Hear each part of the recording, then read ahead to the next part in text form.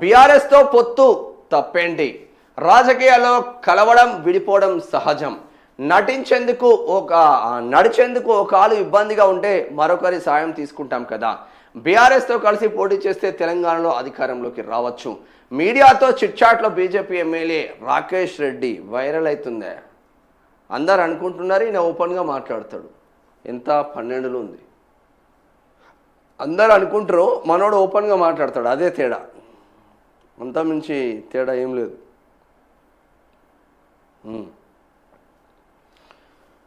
బీఆర్ఎస్తో పొత్తు తప్పేంటి? నడిచేందుకు ఒక కాలు ఇబ్బందిగా ఉంటే మరొకరి సాయం తీసుకుంటాం కదా. మీడియాతో బీజేపీ ఎమ్మెల్యే రాకేష్ రెడ్డి సంచలన వ్యాఖ్యలు అని చెప్పుకోవచ్చు. చిట్చాట్ చేసిండంట.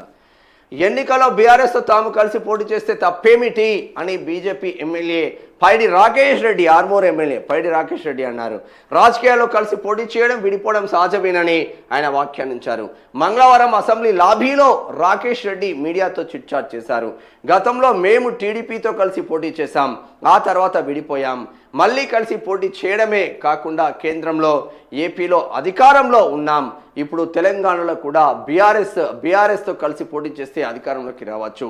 నడవడానికి మనకు కాలు ఇబ్బందిగా ఉన్నప్పుడు తాత్కాలికంగా మరొకరి సాయం తీసుకుంటాం. రాజకీయాల్లో కూడా మనం నిలదొక్కునేందుకు మరొకరి సాయం తీసుకుంటే తప్పు లేదు కదా అని కామెంట్ చేస్తూ ఉన్నారు. ఇది మరి నిజంగా రానున్న జిహెచ్ఎంసీ ఎలక్షన్లలో బీజేపీ బీఆర్ఎస్ కలిసి పోటీ చేస్తుందా? లేదు అంటే నెక్స్ట్ సార్వత్రిక ఎన్నికలలో, జమిలీ ఎన్నికలలో బీఆర్ఎస్ బీజేపీ కలిసి పోటీ చేస్తుందా? లేదు అంటే విడివిడిగా పోటీ చేసి బీఆర్ఎస్ స్ట్రాంగ్గా ఉన్న కాడ బీఆర్ఎస్కు సపోర్టు, బీజేపీ స్ట్రాంగ్గా ఉన్న కాడ బీజేపీకి సపోర్ట్ చేసి కాంగ్రెస్ను దెబ్బ కొడుతుందా?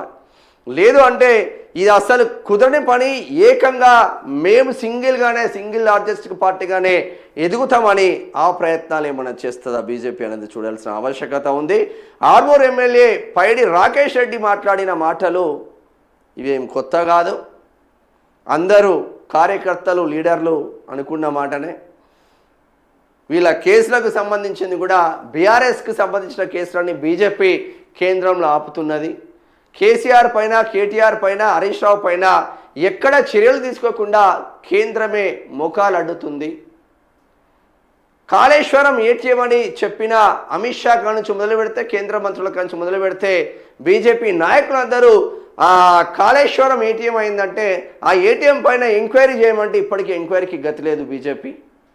సో వీళ్ళిద్దరూ ఒకటేనా అన్న రేవంత్ రెడ్డి వ్యాఖ్యలకు నిజమే అన్న సమాధానం మాత్రం వినిపిస్తూ ఉంది.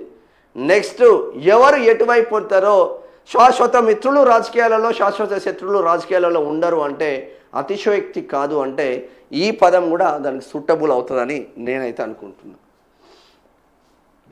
అందరూ అనుకున్నదే మాట్లాడతాడు రాకేష్ రెడ్డి, ఓపెన్గా మాట్లాడతాడు.